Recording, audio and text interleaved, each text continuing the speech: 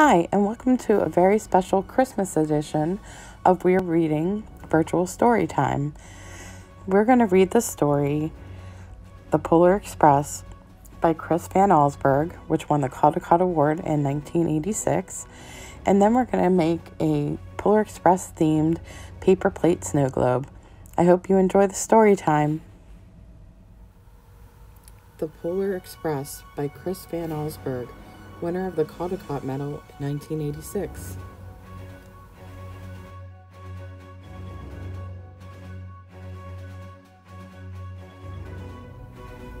On Christmas Eve, many years ago, I lay quietly in my bed. I did not rustle the sheets. I breathed slowly and silently. I was listening for a sound a friend said I would never hear, the ringing of Santa's sleigh. "There is no Santa," my friend had insisted, but I knew he was wrong. Late that night, I did hear sounds, though not of ringing bells.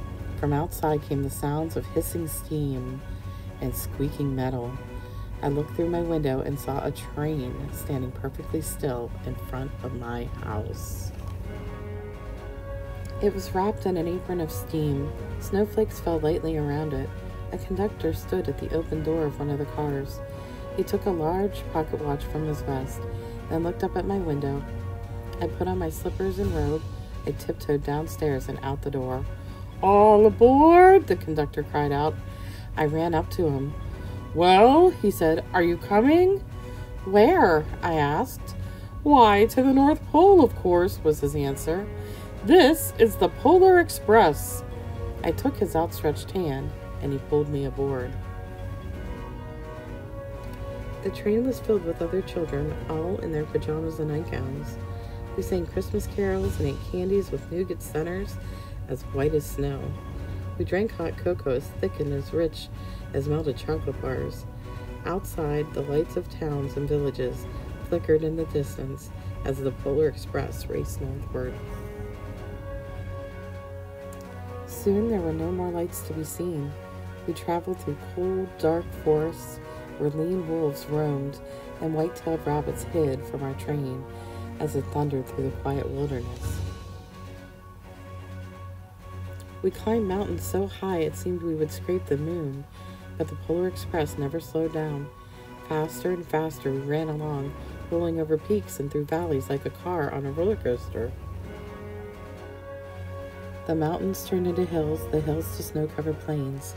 We crossed a barren desert of ice, the Great Polar Ice Cap.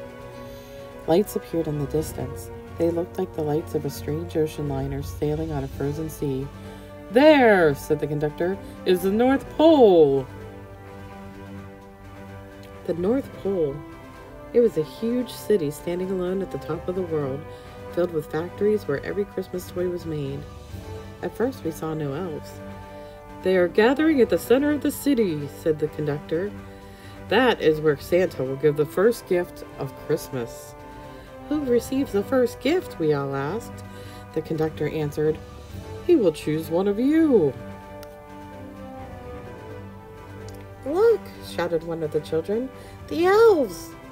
Outside we saw hundreds of elves. As our train grew closer to the center of the North Pole, we slowed to a crawl. So crowded were the streets with Santa's helpers. When the Polar Express could go no farther, we stopped and the conductor led us outside. We pressed through the crowd to the edge of a large open circle. In front of us stood Santa's sleigh. The reindeer were excited. They pranced and paced, ringing the silver sleigh bells that hung from their harnesses. It was a magical sound like nothing I'd ever heard. Across the circle, the elves moved apart and Santa Claus appeared. The elves cheered wildly. He marched over to us and, pointing to me, said, "Let's have this fellow here, ho, ho, ho." He jumped into his sleigh.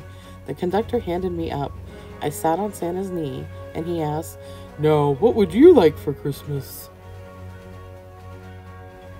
I knew that I could have any gift that I could imagine, but the thing I wanted most for Christmas was not inside Santa's giant bag. What I wanted more than anything was one silver bell from Santa's sleigh. When I asked, Santa smiled. Then he gave me a hug and told an elf to cut a bell from the reindeer's harness. The elf tossed it up to Santa. He stood, holding the bell high above him, and called out, "The first gift of Christmas!" The clock struck midnight as the elves roared their approval. Santa handed the bell to me, and I put it in my bathrobe pocket. The conductor helped me down from the sleigh. Santa shouted out the reindeers' names and cracked his whip. His team charged forward and climbed into the air. Santa circled above us once, then disappeared into the cold, dark polar sky.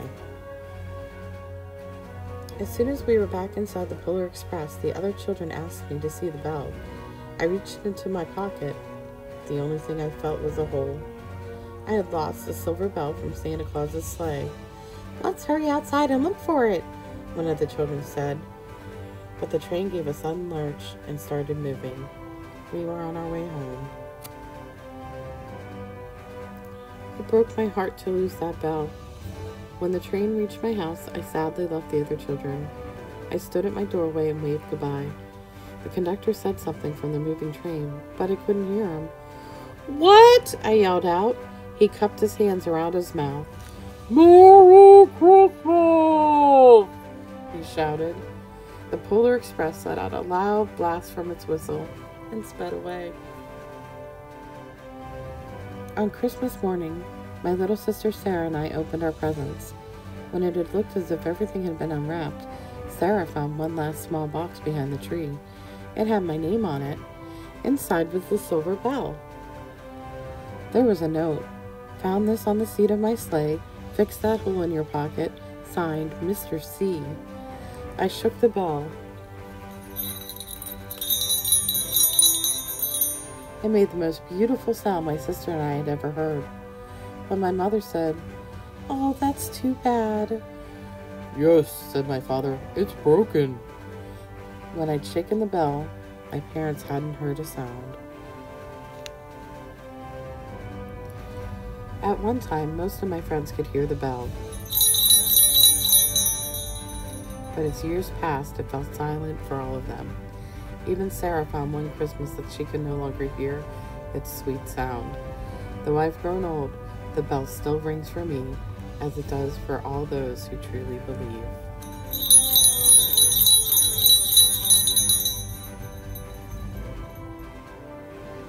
The end.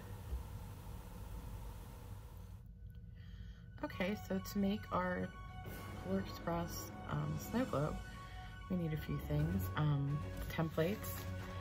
I made this little train. This is clip art. I just added the black part and the Polar Express. Black part we're going to cut out. I already cut mine out, of course, so there's that. You can see there's a hole. And you need a template for the base, which again, I've already cut out. So there's that. You're gonna need, of course, scissors, which I have over here, to cut that stuff out. And my suggestion is to get a little picture. This is my kids several years ago. They're much older now, but I kind of shrunk that down and measured the train, and I'm gonna go ahead and glue them in there to make a keepsake. The snow globe itself is going to be on a blue plate. And then we have a clear plate that we're going to glue on top of it. And to do that gluing, you're going to use either a tacky glue or a hot glue gun. I'm just going to use the tacky glue. Inside the blue plate, we're going to make some snow. I'm going to use white paint. I'm going to put it on this little paper plate. And I'm just going to take a cotton swab and make little dots in the plate. So that's how we're going to do that. And then you need the snow to go around it. So once that's dry, this is faux snow. I got this from Oriental Trading, but I saw a ton of it at Dollar Tree, so you can get it really cheaply. And you just need a little bit. This might even be too much. I've used a 1/4 cup here, but we'll see how it looks as we put it in. Then you're going to need a glue stick, and that's just to glue the train down and also to glue the picture to the train. And then, of course, you're going to need something to color the train with. So I chose these colored pencils. I'm going to do mine in red, yellow, and green. You can do them any way you want, with crayons, markers, paint, whatever. So the first thing I'm gonna do, because it needs time to dry, is I'm going to make the snow in here. You just need a tiny, tiny bit. That's probably even too much. And I'm just gonna take my Q-tip and I'm just gonna make little dots of snow.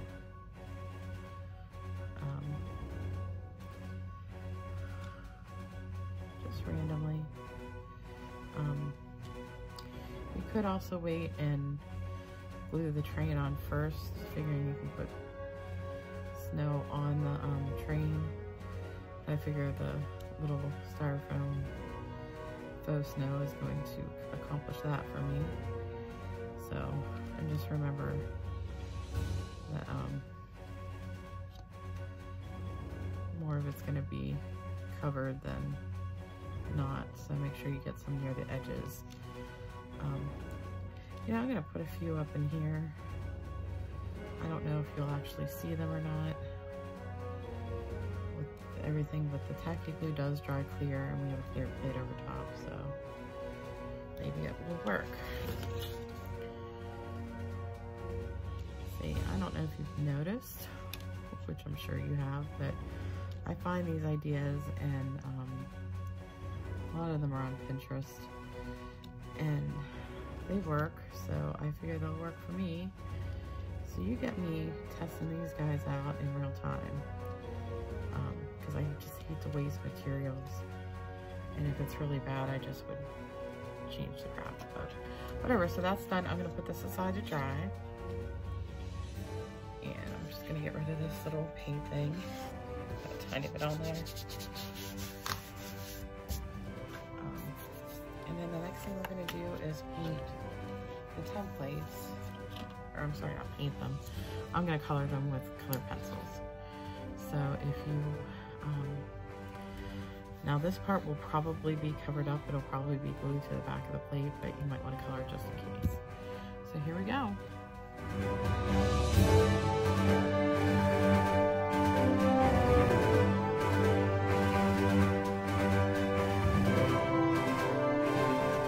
So these are all colored and this is all dry. So what I'm going to do is, the first thing I'm going to do is put my